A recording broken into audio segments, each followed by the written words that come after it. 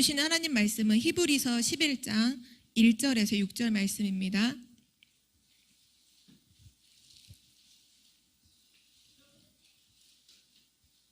히브리서 11장 1절부터 6절까지 말씀인데요. 우리 한 절씩 교독하시겠습니다. 믿음은 바라는 것들의 실상이요 보이지 않는 것들의 증거니 믿음으로 모든 세계가 하나님의 말씀으로 지어진 줄을 우리가 아나니 보이는 것은 나타난 것으로 말미암아 된 것이 아니니라.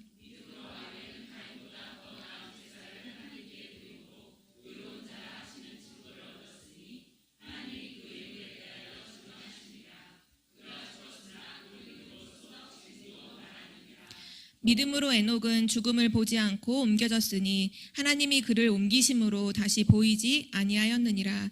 그는 옮겨지기 전에 하나님을 기쁘시게 하는 자라 하는 증거를 받았느니라.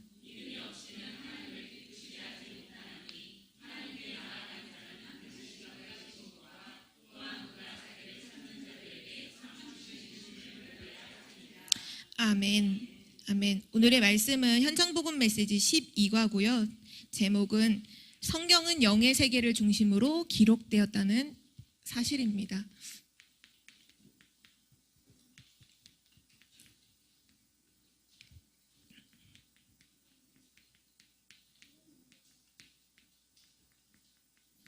우리가 지난주 읽었던 본문 말씀과 같은 본문을 오늘 같이 봤는데요.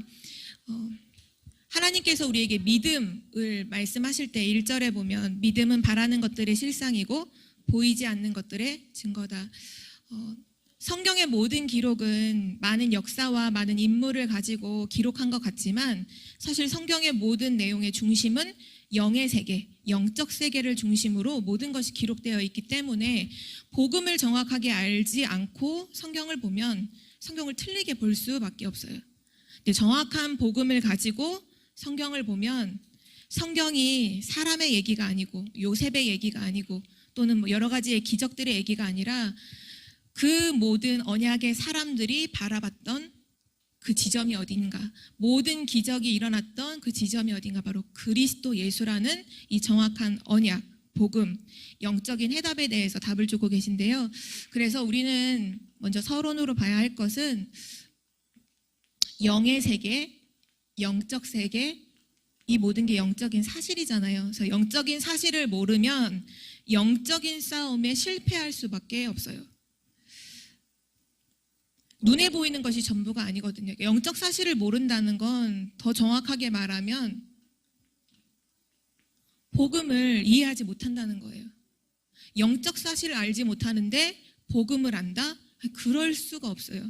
왜냐하면요, 하나님이 인간을 영적인 존재로 창조하셨기 때문이에요. 인간은 하나님의 형상대로 영적인 존재로 창조가 되었어요. 인간뿐만 아니라 하나님께서 천사도 영적인 존재로 창조하셨죠. 그래서 하나님과 함께할 때 행복하고요, 하나님을 예배하는 것이 당연한 삶이고 하나님께 영광 돌리는 것이 그 본분인데요. 영적 사실을 모르면 이것도 모르게 되고, 또 뭐를 모르냐면 영적인 문제가 뭔지도 몰라요. 영적인 문제를 모르니 영적인 해답도 몰라요. 그리고 영적인 축복도 모르게 돼요. 다 빼앗기죠. 그래서 성경은 말씀하기를 인간은 영적인 존재고 하나님의 형상대로 창조되었고, 하나님의 형상대로 창조된 인간은 하나님과 반드시 함께할 때 행복하다는 것이 영적인 사실이에요. 그런데 인간에게 영적인 문제가 생겼죠. 그 문제가 뭐냐 하면 하나님과 함께하는 이 부분에 문제가 왔다는 거예요. 하나님을 떠난 거죠. 인간이 사단에게 속아서 하나님을 떠나 사단에게 완전히 사로잡힌 그 상태, 원죄의 상태, 그거를 성경은 영적인 문제라고 분명히 말씀하고 있고요. 그래서 하나님을 떠나 있는 모든 사람에게는 다른 것이 필요하지 않고 하나님이 이 땅에 이 문제를 해결하시려고 보내주신 유일한 분, 그리스도를 붙잡을 때 영적인 문제가 해결되고 원래 함께의 축복이 회복되죠. 그래서 우리에게 주신 축복 중에 축복이 뭐냐 하면 바로 임마누엘의 축복이에요. 근데 사단은 끊임없이 이거를 이제 우리로 하여금 성경의 기록에 보면 이제 영적인 사실을 모르는 사람은 다 어디 편에 서 있냐면 인간을 생각할 때 다 육신이 육신. 그러니 늘 문제로 삼는 게 뭐냐 하면 육신 문제를 문제 삼아요. 먹고 입고 마시는 거, 의식주 문제. 그러니 그리스도를 말하면 그리스도가 답이 안 돼요. 그리스도께 감동하지 않아요. 오히려 돈 이러면 돈에는 감동하고 성공 이러면 성공에 완전 감동하는데 그리스도에게는 반응이 없어요.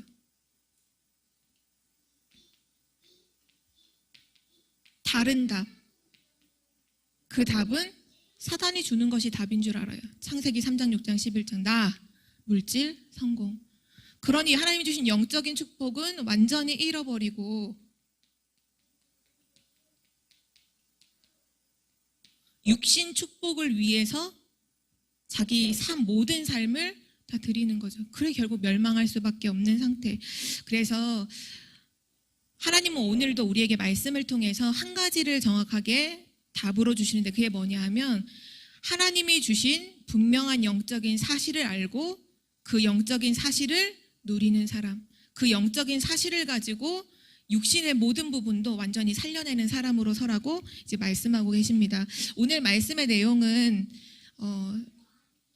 성경의 이 부분을 몰라서 실패했던 그 나라가 있거든요. 그 대표적인 나라가 어떤 나라냐 하면요. 바로 이스라엘이에요. 이스라엘이 몰랐던 것.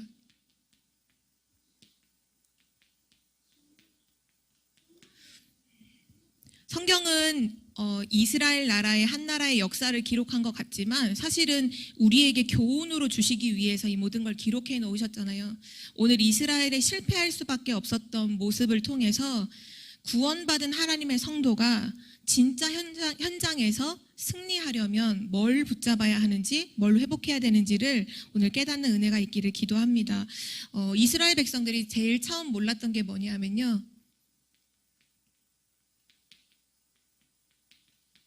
영적인 세계에 대해서 완전히 몰랐어요. 천사의 창조와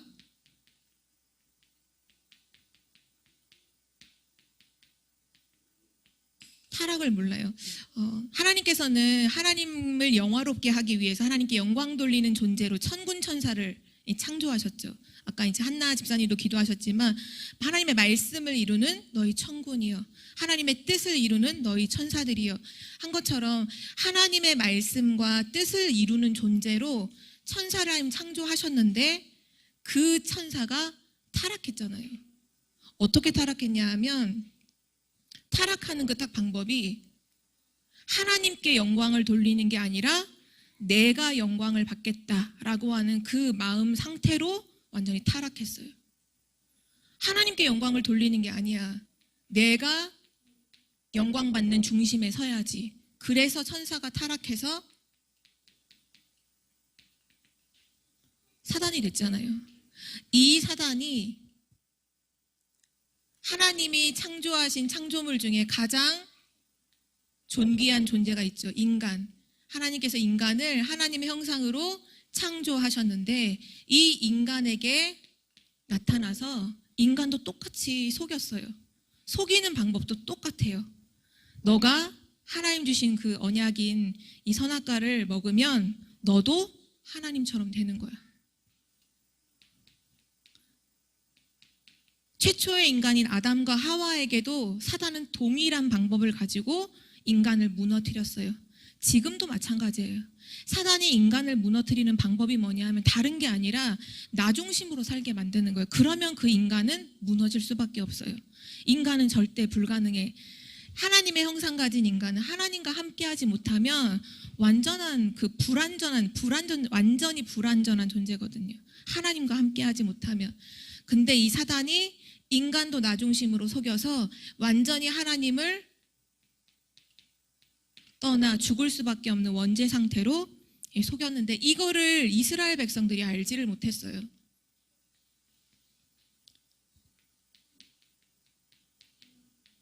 그래서 이스라엘 백성들은 늘 문제 삼는 게 뭐냐 하면 율법을 지켰느냐 안 지켰느냐 이거예요. 육신적으로 죄를 지었느냐 안 지었느냐 이것만 문제 삼지 인간이 실패할 수밖에 없는 근본이라는 걸 이해를 못해요. 그리스도를 보내주신다는 복음조차도 자기 민족을 해방시키는 구원자로 생각하지 정말 모든 사람들이 하나님 떠나 있는데 모든 사람들에게 그리스도가 필요하구나가 이해가 안 되는 거죠. 전도와 선교를 완전히 놓친 거죠. 성경은 그러나 분명하게 말씀하고 있습니다. 그게 뭐냐면요.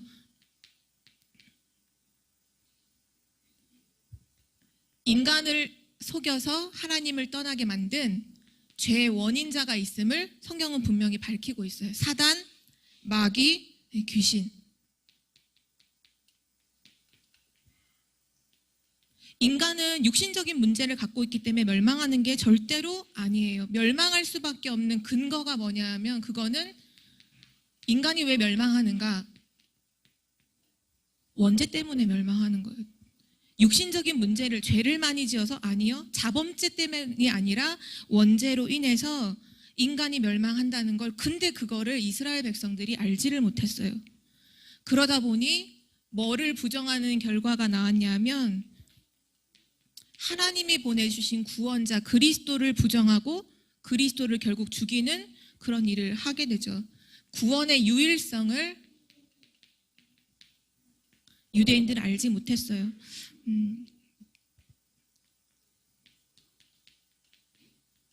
성경은 구원의 내용을 분명히 기록하고 있죠. 요한일서 3장 8절 죄를 짓는 자는 마귀에게 속하나니 지금 모든 사람들의 죄 문제 가운데 있는데 그 원인이 뭐냐 하면 마귀에게 속했기 때문에 그래서 그리스도가 나타나신 것은 마귀의 일을 멸하려 하심이라. 에베소서 2장에도 보면 허물과 죄로 죽었던 너희를 살리셨도다. 그때 너희는 공중권세 잡은 자 본질상 진노의 자녀요 이 세상 신을 따르는 그런 영적인 상태였는데 그리스도로 말미암아 은혜로 구원을 받았느니라. 성경은 분명히 기록하고 있어요. 구원의 내용이 뭐냐? 그리스도께서 이 죄와 사단의 권세를 완전히 끝내셨다고요. 근데 이 사실을 믿지를 못해요. 그리고 이 이스라엘 백성들에게 사실은 처음부터 주셨던 언약이잖아요. 그래서 아브라함으로부터 시작한 그 언약의 족보에 있는 사람들은요, 다 이 언약을, 이 복음의 언약을 붙잡았는데, 근데 후대인 그 유대인들은 지금 있는 이스라엘 백성들도 마찬가지고요. 이 언약을 놓쳤어요. 구원의 시작을 말씀해 주셨던 구절이 있죠. 창세기 3장 15절. 여자의 후손이 오셔서 뱀의 머리를 상하게 할 것이다. 인간을 멸망할 수밖에 없도록 속인 바로 그 존재를 그리스도께서 멸하실 것이다. 처음부터 약속하셨고요. 그리고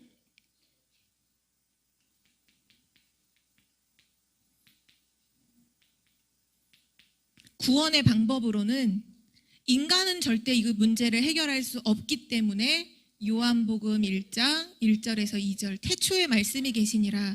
이 말씀이 하나님과 함께 계셨으니 이 말씀은 곧 하나님이시니라. 그러면서 14절에 말씀이 곧 육신이 되어 우리 가운데 거하심에 하나님이신 그분이 우리를 구원하시려고 그리스도로 이 땅에 오셨다는 거, 성육신 하셨다는 거, 이것이 하나님의 방법인데, 구원의 방법인데 이거를 유대인들은 알지를 못했어요.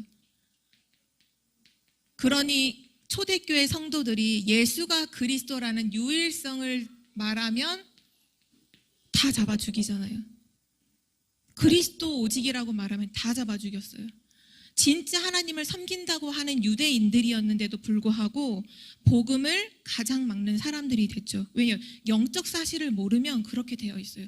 지금도 교회 안에 있는 우리가 성도들이 영적인 사실을 모르면 복음을 위한다고 하는데 복음을 막는 자리에 설 수 있어요. 그리고 서게 돼요. 사단이 그렇게 속이거든요. 이 구원의 유일성을 모르는 유대인들 앞에 사도행전 4장 12절에 베드로가 고백하죠. 다른 길은 없다. 오직 그리스도 외에는 천하 인간을 구원할 다른 이름을 주신 적이 없다고요. 그리고 이 하나님의 구원은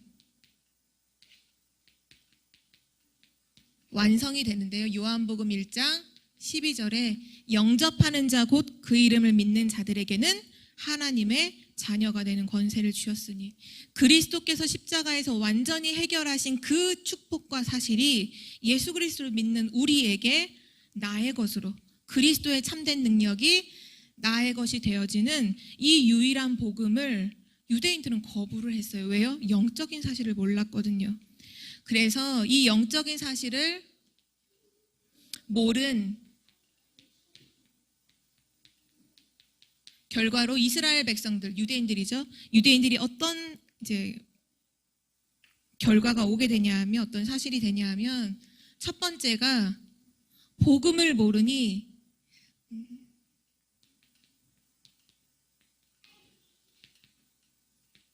종교 생활을 하게 돼요.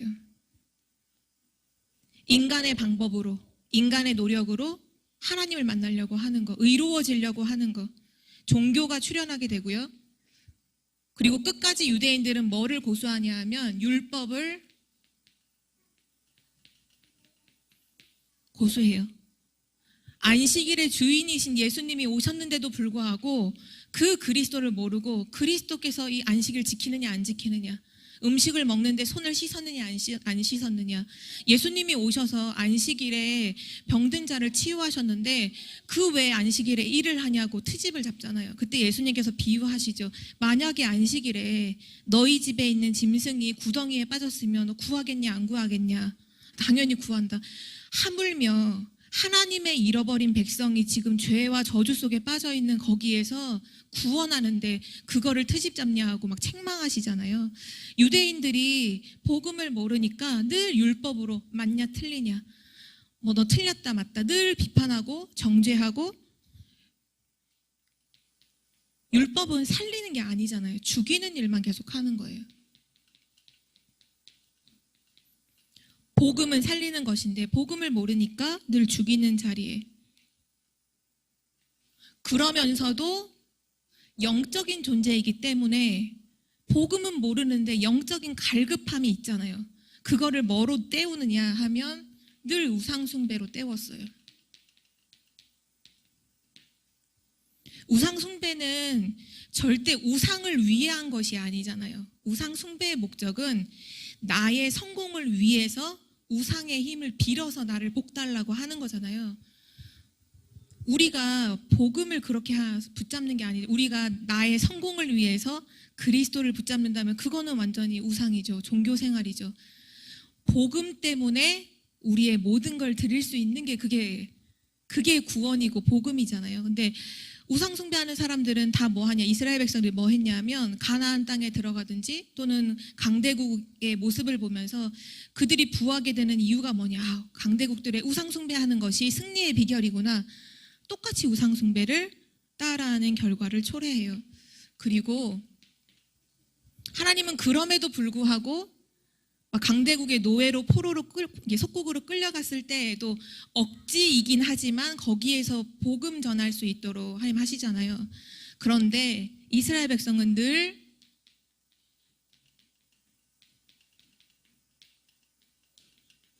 사명을 놓쳤어요. 가장 먼저 복음을 주신 민족이잖아요. 언약을 주신 민족. 창세기 3장 15절의 언약을 가진 민족. 그런데 그 언약을, 복음을 모르니까, 영적인 사실을 모르니까 이 복음을 자기 육신을 위한 것으로 이용하지 세상을 살리는 복음으로는 붙잡지 못했고요. 그래서 이스라엘 백성들의 실제 역사에서의 모습을 보면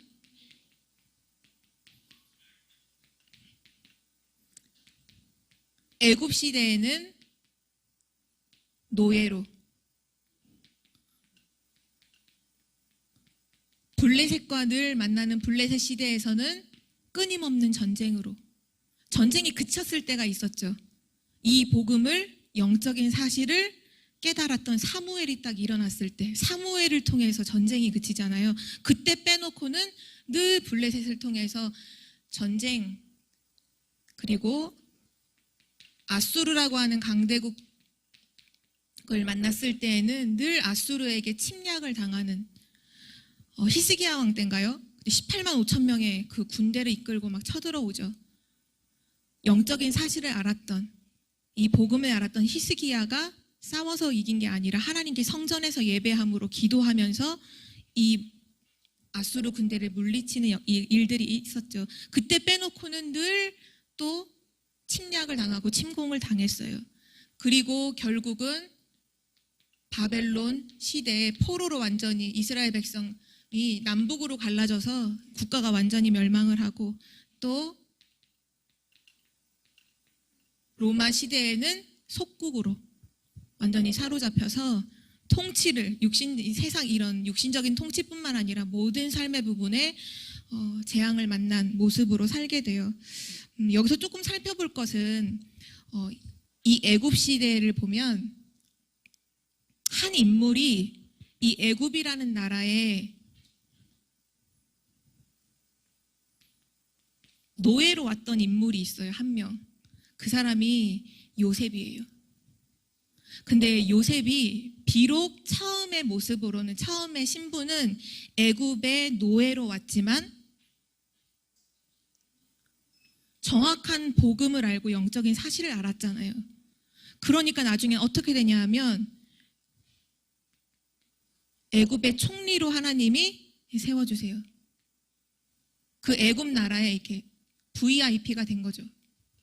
그리고 이 애굽의 총리가 된 요셉으로 통해서 요셉의 가족들이 다, 그 이스라엘 이제 그 민족이죠. 다 애굽으로 왔을 때는 어떻게 초청을 받냐면 VIP로 초청을 받아서 애굽으로 와요. 근데 세월이 흘러서 이 언약인 복음을 놓쳤을 땐 나중에 또 신분이 어떻게 되냐 하면 노예가 돼요. 우리가 현장을 두고 생각할 때 아주 중요한 의미가 있다고 생각을 해요. 우리가 비록 지금 현장에서 아무 중요한 위치가 아닌 사람일지라도 정확한 복음을 가지고 현장에서 영적인 사실을 보면서 기도하고 영적인 축복, 복음을 회복하는 거의 그 일에 기도하는 사람으로 서 있으면 반드시 하나님은 우리를 현장의 VIP로 세우신다는 거예요. 그런데 지금 아무리 우리가 현장에 VIP로 있을지라도 사명을 망각하고 영적인 축복을 놓치고 늘 육신 중심으로, 세상 중심으로, 육신적인 늘 그것만 또 나 중심으로 삶을 산다면 결국 우리 후대들은 노예로 갈 수밖에 없다는 거, 노예가 될 수밖에 없다는 거. 하나님은 이스라엘이라고 하는 한 민족을 통해서, 그 민족의 삶을 통해서 진짜 구원받은 하나님의 자녀가 무엇을 붙잡고 무엇을 회복해야 되는지를 말씀해 주고 계십니다. 그래서 오늘 결론으로요,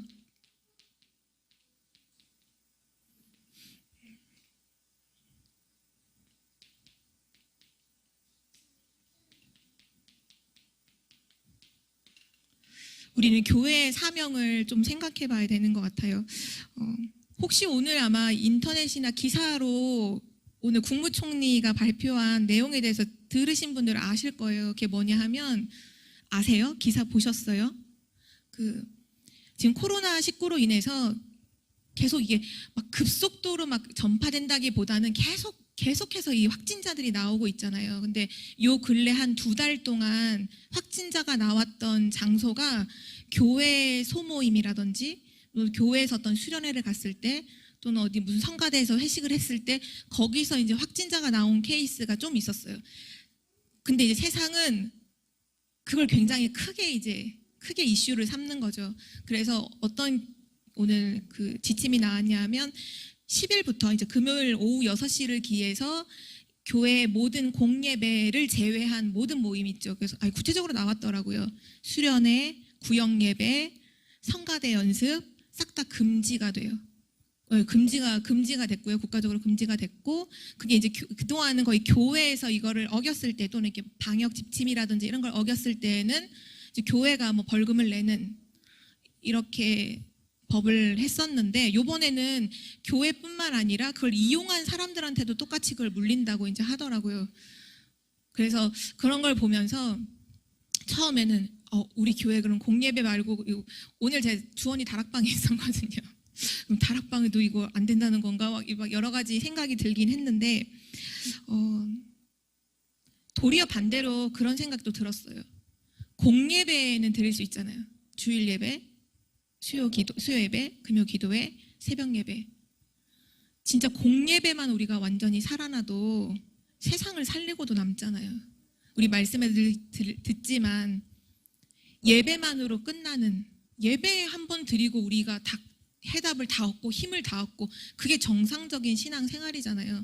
물론 그렇다고 해서 뭐 구역 예배를 그럼 앞으로 안 드리고 이 말이 아니라 세상은 그렇게 갈 수밖에 없어요. 결국은 앞으로 뭐 차별금지법도 통과가 될 것이고요. 동성애 이것도 다 합법화가 될 것이고 모든 건 세상은 그렇게 갈 수밖에 없어요. 왜? 세상 임금이 사단이에요. 사단이 원하는 건 인간을 멸망시키는 게 목적이기 때문에 하나님의 말씀과는 반대되는 입장으로 가는 것이 너무나 당연해요.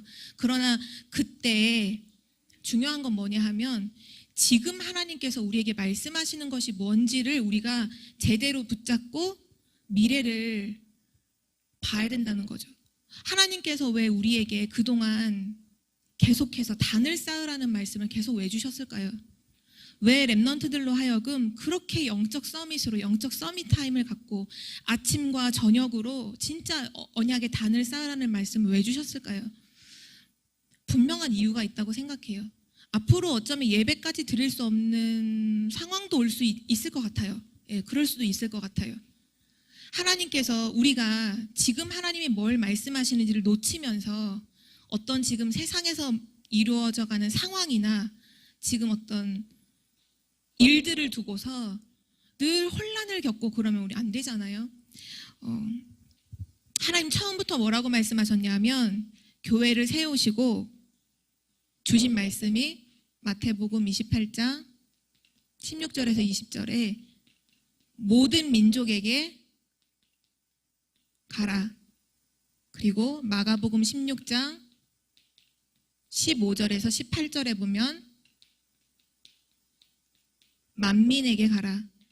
그리고 사도행전 1장 8절에 땅끝까지 가라. 이 말씀을 우리에게 교회에게 주신 사명이에요. 그리고 신기하게도 2020년을 들어서 우리가 원단 말씀을 받고 있었던 모든 수련회, 예를 들면 청소년 수련회, 대학 수련회, 앞으로 이제 7월에 원래 계획하고 있지만 지금으로서는 지금의 이제 상황으로 봐서는 아마 선교대회도 아마 금지에 속하는 부분인데요. 선교대회도 그렇고 모든 주제가 뭐였는지 아세요? 2020년도에 237 시대, 237 나라 앞에 이게 올해 2020년에 우리를 향한 하나님의 메시지예요. 237 나라 앞에 서라. 근데 상황은 코로나로 이제 비행기도 못하는 상황이 왔죠. 근데 그렇지가 않아요. 진짜 우리는 상황에 묶여서 불신앙할 것이 아니라 언약을 붙잡고 미래를 준비해야 돼요. 분명히 하나님은 237 나라 앞에 복음을 증거하도록 문을 여실 거예요. 근데 중요한 건 지금 우리가 준비되어 있지 않으면 그 문이 열려도 우린 갈 수가 없어요. 지금 영적 서밋의 시스템을 세우지 않고서는 미래, 후대를 살리는 30년의 여정을 갈 수가 없어요. 지금 영적인 단을 쌓고 영적 서밋에 그 시간을 갖지 않는 그 힘이 없는 사람은요, 237 나라 앞에 설 수가 없어요. 그래서 시대와 상황의 문제로 흔들릴 것이 아니라 우리는 하나님이 주신 중요한 사명, 237 나라 앞에 서야 되는 이 일을 놓고 그럼 지금 뭘 해야 되느냐? 답은 이미 나왔어요. 단을 쌓으시면 돼요. 아침과 저녁으로 하나님 주신 그리스도 하나님 나라 성령 충만의 이 언약을 붙잡고 완전히 깊은 기도 속에 들어가 하나님과 소통하는 진짜로 그 시간을 가지시면 돼요. 그리고 모든 렘넌트들은 서밋 타임이에요. 하나님이 나를 이 시대의 렘넌트로 요셉처럼, 다윗처럼, 사무엘처럼 바울처럼 이 시대의 렘넌트 7명을 봐요. 한 명도 환경이 좋았던 적이 한 번도 없어요. 최악의 상황에 그러나 최고의 복음을 가지고 도전하는 사람들이 렘넌트였잖아요. 렘넌트들이 진짜 하나님 자녀, 렘넌트, 영적인 서밋으로 이미 부름받았다는 사실을 기억하고 서밋 타임을 갖는 것. 그리고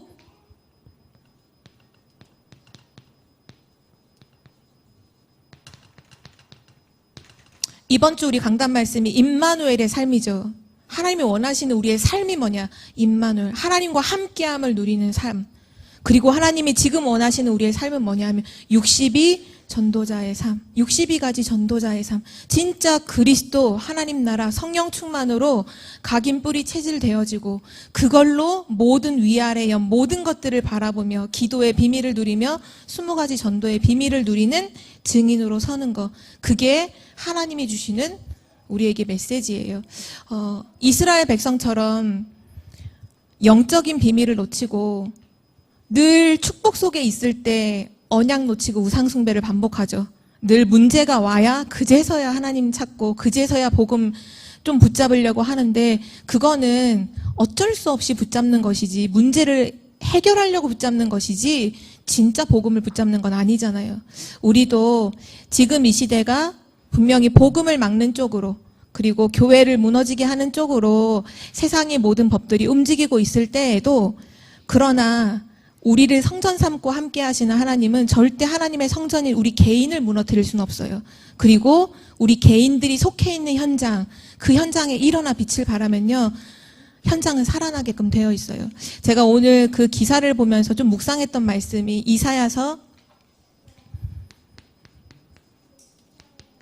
60장 1절에서 3절 말씀이었거든요.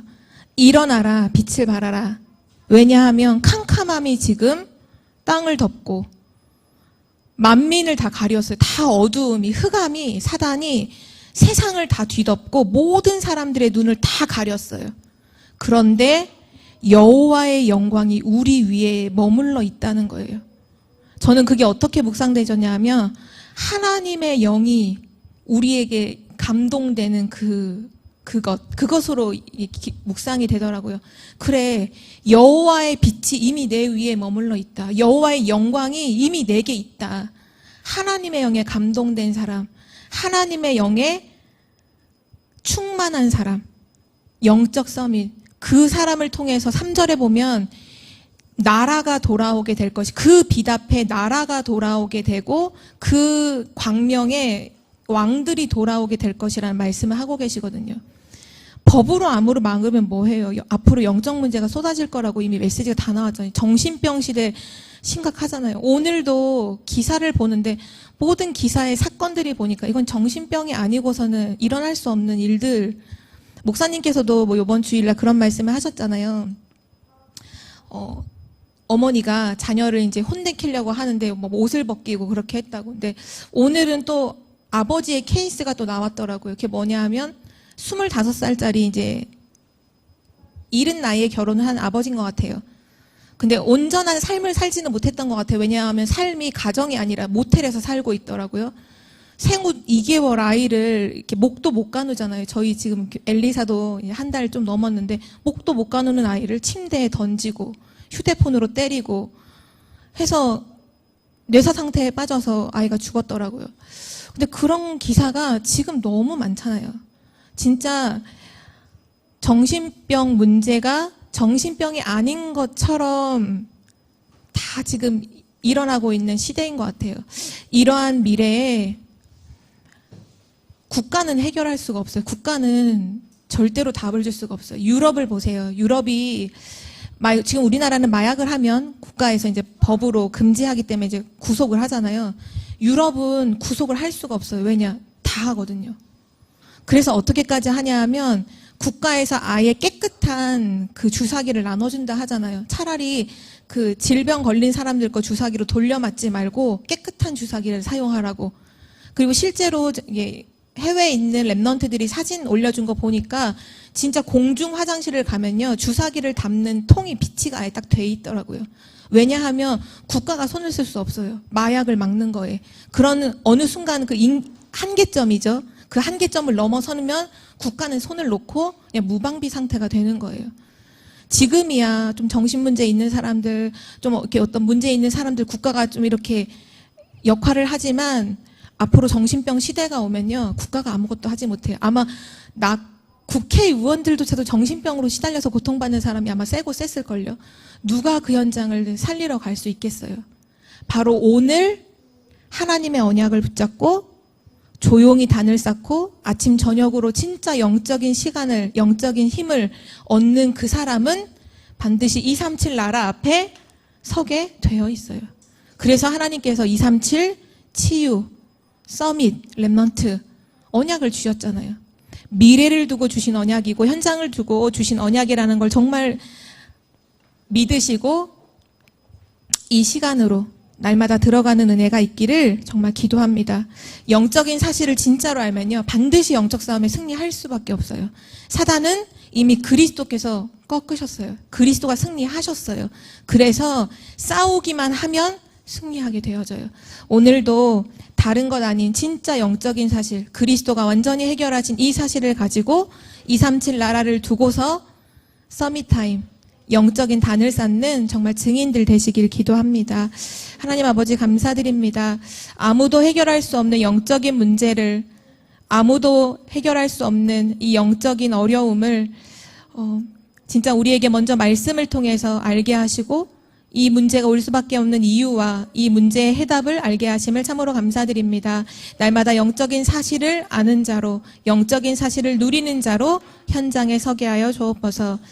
성경은 모든 것이 영적인 중심으로 기록되었듯이 우리의 모든 기준도 영적인 중심이 되게 하시고 하나님 중심 되게 하시고 그리스도 중심 되게 하셔서 이 중심 가지고 현장에 나가 모든 사람을 살리는 치유자로 서밋으로 서게 하여 주옵소서. 반드시 237 나라 앞에 증인으로 서는 그날까지 하나님 주신 말씀의 언약을 붙잡고 언약의 여정을 믿음으로 걸어가도록 우리를 축복하여 주옵소서.